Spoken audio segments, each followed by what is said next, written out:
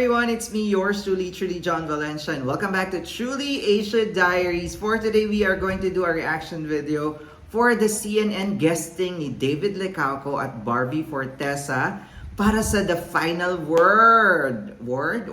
Charat, ayan na nga. At tayo naka-receive ng request na reactan daw natin tong interview na ito. Of course, tayo ay nakasupport sa hashtag Team Pilay. Kaya naman mega love shoutout sa lahat ng mga hashtag Team Pilay dyan, ni Fidel at ni Clay. And I'm so excited to watch this interview from CNN at alam kong excited na rin kayo. Kaya naman ano pa inaantay natin? Let's go! Check this out! Alright, we are playing in 3, 2, 1, go! Here it is, Entertainment, guys.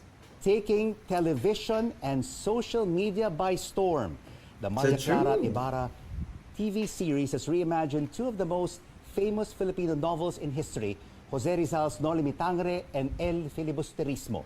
The stars themselves tell us pinag-combine what pala is yun. like behind the scenes. Barbie Fortesa, who plays Cly, and David Licauco in the role of Fidel, natok join pa us si now David. live in the studio. Huli ka doon, Are you back from the Fidel. 19th century? Opo, tapos babalik din po Ay. kami. Babalik din pala kayo Diba? doon. Nandito lang kayo, nag-crossover lang kayo sa... Wait lang guys, grabe si Barbie, natural na natural. Oo, parang Clay pa din siya sa totoong buhay at si David na Julie Vega humihikab on TV. Charet! First century para sa final word. Yes. Para sa final word, para po sa inyo, Sir Rico. Thank you so much for having us. Oh, thank you so much for Ganda ni joining us Barbie. tonight. And of course, Barbie na the Barbie. success, Cly and Fidel is not only about Maria Clara and Crisostomo Ibarra, but it's about your two characters. So tell me, Yes. Barbie, what do you like about Cly?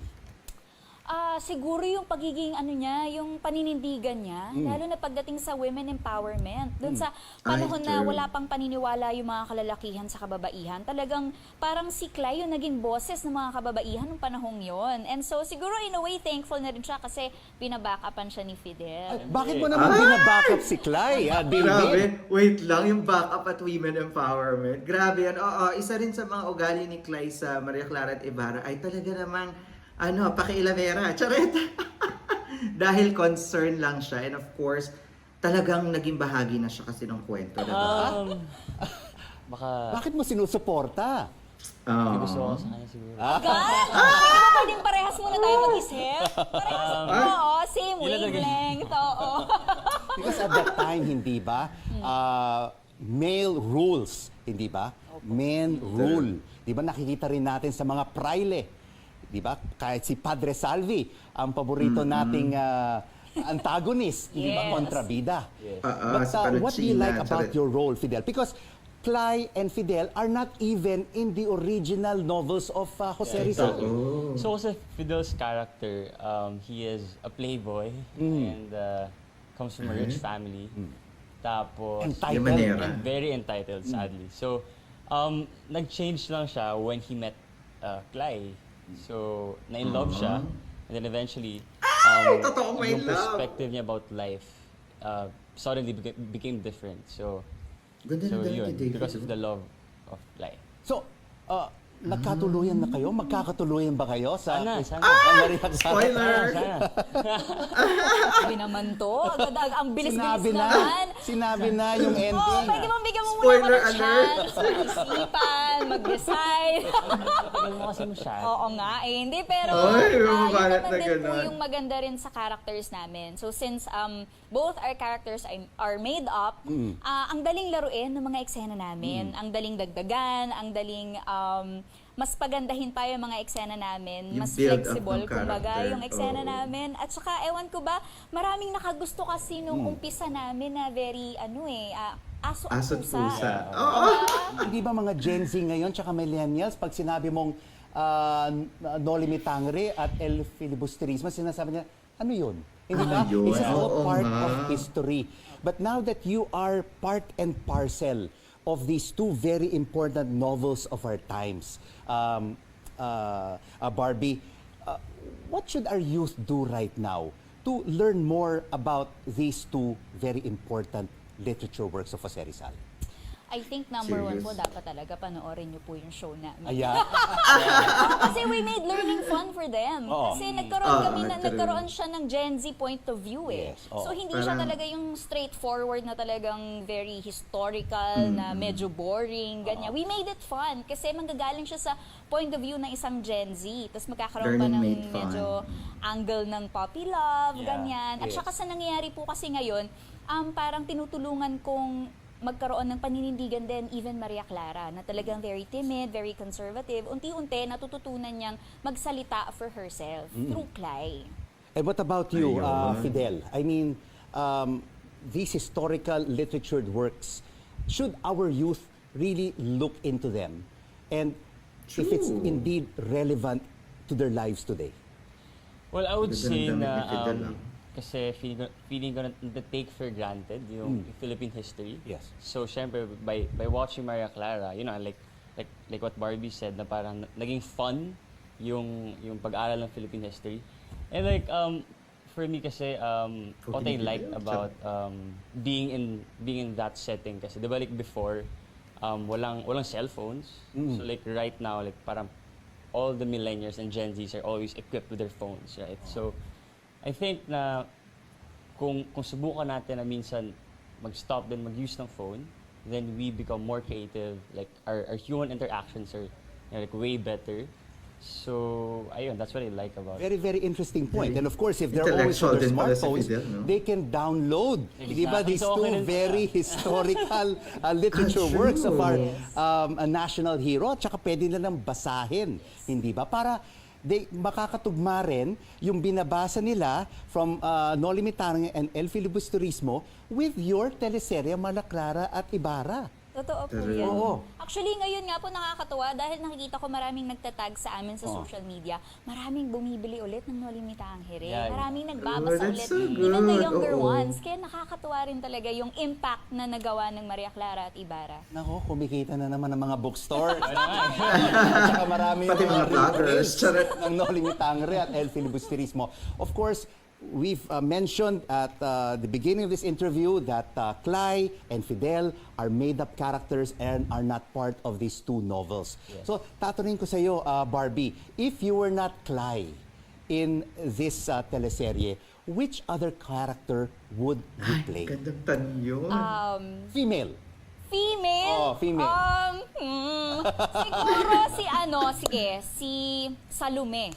Salome. Yan. Bakit si Salome? Kasi she's really different from the other women nung panahong yon. Siya liberated, Open-minded. with a lot of courage. Oo, hindi at saka talagang mas gugustuhin niya mapabuti yung taong minamahal niya. Parang hindi niya ginawang hindrance yung relationship nila ni Elias para mag-succeed si Elias sa mga plano niya sa buhay. Yung ganun yung masyadong malawak ang isip ni Salome. And of course, the women of today, just like yourself, have really wide experience and knowledge about the world of today. Kung one of the male characters, who Ayan, would be? yes. I'm so excited. Excited Sabi niya siya sa sa- akin sa off the male record character. kanina. Napaka-interesting po kasi talaga ng character ni Padre Sal. Nako, oo. Talagang the irony. Ang sama niya. Yes, oo, di ba? I can feel. Sobrang sama. Yung nagsasabing That's subo true. ng Diyos, tapos ang daming mga hidden agenda, di ba? Ang sayang laruin ng character. Ikaw Super naman, relate tayo David, sa inis. which other character apart from Fidel would you like to play in Noli Me Tangere? Girl Some of or- the main characters. girl or boy? Okay. Sige, umisan natin yung girl. Umisan natin yung girl. Well, Female. Honestly, gusto ko kay Clay. Kasi syempre, diba? Oo. Pag hindi siya napunta sa Philippine history, sobrang interesting nun. And Kalog. Kalog. Hindi ba? diba? Oo. Oo. Yun. Kung male character. I would say si Ibarra. Ibarra. Kasi Ay. yung persistence niya and yung grit niya towards kung ano yung gusto niyang gawin.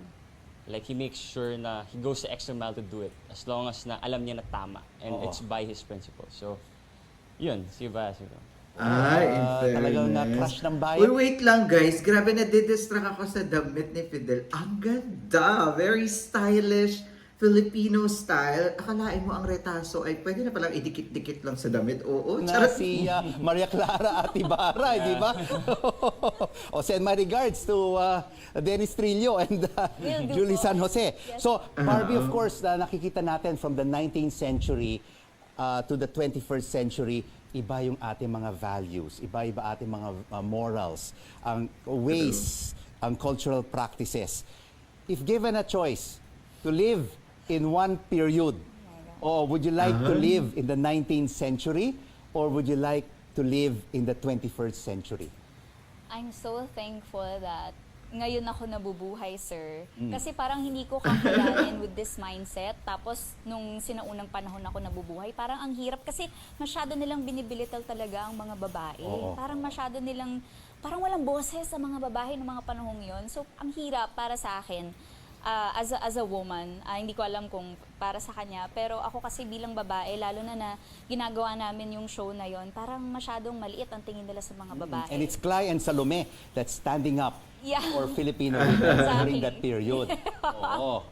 Ikaw naman, David, Ako, would you like to piliin ko live pa rin today 21st with the century. cellphones, Charot. with social media, or would you like rin na walang telepono, Wala aircon. aircon? Diba? So, Kotse. yun, Walang aircon. kotse.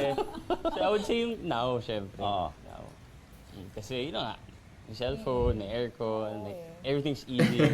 Oo. Ganun. Tsaka, syempre, respectful ako sa mga babae, kaya ayoko nang inaaway yung mga babae. Promise? Diba? Oo. Nasa entablado. Alam ko wala ang ating wala mga nang jowa si Filipino Barbie. women. Yeah. Isipin ko So, talaga charot. Ako, I was expecting you to be wearing a suit, a barong. Ikaw naman, yung saya mo. Hindi ba kayo nahihirapan sa costume ninyo? Because nabasa ko talagang to the letter Mainit. ang mga costumes ninyo based on historical fashion books. Yes, opo. Kudos to the whole team of Maria Clara at Ibarra. True. Talagang well-researched po talaga from the set design to the costumes. Talagang sinorse out nila from different cities. Kahit yung mga accessories ni Maria Clara, talagang lahat yon ni-research nila, pinag-aralan nila. To the last detail. Galing. ah. ng Yes, production opo. Kaya team. talagang Bravo. accurate po talaga yung costumes namin. So, I wear it with pride. Oo. Kahit mahirap, kahit challenging siya, alam kong pinaghirapan kasi siya at pinagkaabalahan din talaga. So, I don't take it for granted. kitang-kita Inaalagaan naman. ko rin talaga. And Full of course, effort. what is the meaning of the fan? Oh, naku, What is the maraming meaning ibig of the sabihin. fan? Oh, ano Ayun ibig yung sabihin abaniko. nun? Oh my God. When you're in front of other ladies or a man that you admire. Paano yon? Ano ba nangyari? How was the practice during the 19th century? Feeling ko doon nga nagsimula yung hint ni Fidel na attracted ako sa kanya. Kasi may yung eksena po namin sa simbahan na nagpaypay ako ng mabilis. Mabilis. That means gusto mo yung lalaki. Opo, na gusto ko siya. I like him, I Oo. admire him. Pero ang ibig sabihin po kasi talaga, naiinitan Yung lang tingin ako. ni Fidel, Pero uy. nung time kasi na yun, hindi ko pa alam ang ibig Yeah. sabihin. Oo. Pero yun, feeling ko doon nag-start na nagkaroon ng hint yung character ni Fidel. Parang may love interest. Oo, ganun po. So Fidel, nakalimutan ko na. Fidel na ang Fidel. tawag kasi yun. What else can we expect from Maria Clara at Ibarra going forward? Just give us a hint. Siguro Tissue. mami na Charot. kay Binibining Clay. sa feelings towards her. Oo. And yun, tsaka marami pa maabangan. Like in Philippine history, marami pa kami hindi napapakita sa mga viewers namin. So, Siguro yung marami intense. pa. Will we also be Excited ako seeing na sa pag-amin. Clay going back and forth from the present to the past? Or maganda andyan ka lang pero sa mahirap. 19th century? Well, Barbie. yes, some of the things na kailangan nyo pong abangan sa Maria Clara at Ibarra. Dahil nga, patagal na kami ng patagal, medyo pa-tragic na rin ng pa-tragic ang mga susunod na eksena. Of course, may mga mamamatay na mga characters. Yes, and I think for those na nakabasa na nung libro, alam na yung ending. So, siguro isa rin yung sa kinaganda kung bakit may Fidel at Clay to bring lightness somehow, kahit na medyo mabibigat na yung mga susunod na eksena. And also, yun naman yung pinromise ni Professor Torres kay Clay, na pag natapos mo naman yung libro, makakauwi ka na sa inyo. So, yes, I'm hoping na makita ko na ulit ang nanay ko soon. Parents na agad. Oo nga, di ba, Fidel and Clay, no, David, no, give the twists and the turns and Yeah. and the complexion, new complexion into Baka Maria isa mo Clara si Ibarra. Fidel. Oy, Fidel ha, nadulas ka doon. Excited talaga, no? Ayun yan. You give new life, Yeah, new light oo. into the characters, Oh, no? I mean, of especially Noli si Me Tangere. Fidel, kasi Ibarra, like yung character niya medyo, like by the principles eh. Yung sa akin medyo nasa out of the box siya. So parang mas naging easier siya for me na laruin, medyo pakit ng konti, para like for the Gen Z. Super cute. Bagay na bagay. So, yeah. Well, masaya-masaya kami, Pogi. Barbie and David, that you are here with us live in the final word. And after this, babalik na kayo sa 19th century. Maria Clara Ibarra. Ready na kayo? Ready na po. Alright. There you have it, guys. That is the interview of Clay and Fidel, or Barbie Forteza and David Lecauco sa CNN. Oh my God, grabe. Alam mo, una ko napansin agad yung damit ni David. Ang ganda ng damit ni David. And of course, Barbie looks so pretty.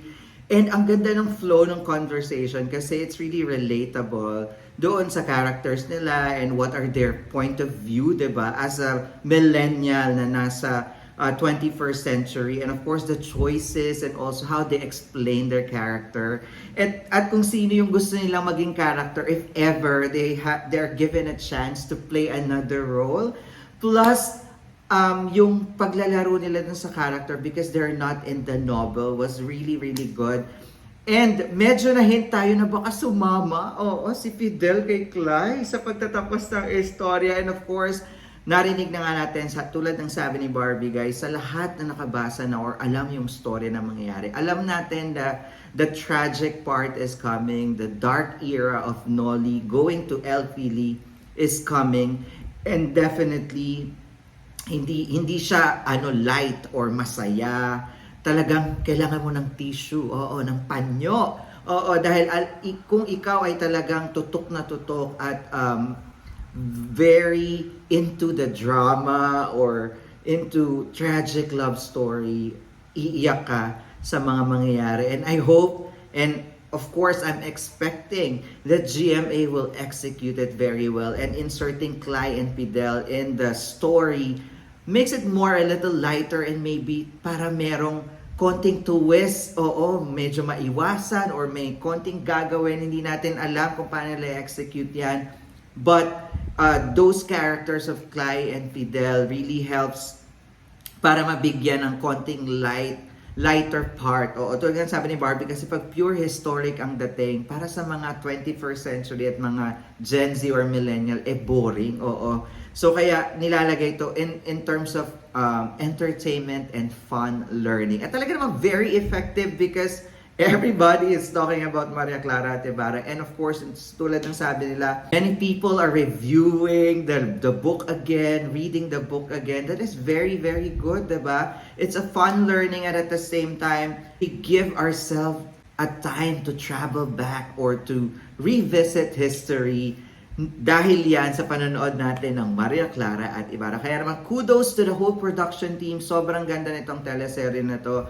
I must say, pang world class, pang Netflix. Dapat mapunta to sa Netflix para mapanood all around the world, or sa GMA Pinoy TV at kahit saan pang platform. Dapat mapanood to dahil ang ganda ng flow ng story, ang ganda ng core, ng value, and of course, yung pinagmulan. Diba? Yung root cause ng story nito napakaganda at dapat naman talagang bisitahin at muling i-relieve ng bawat Pilipino at i-share natin sa buong mundo. Alright, that's it about our reaction for today. If you enjoyed this reaction video, please don't forget to give it a thumbs up. And if you're new to the channel, please do subscribe and hit the notification bell. Once again, my name is John. This is True Lasia Diaries. I'll see you on my next one. Spread happiness, guys. Bye for now. You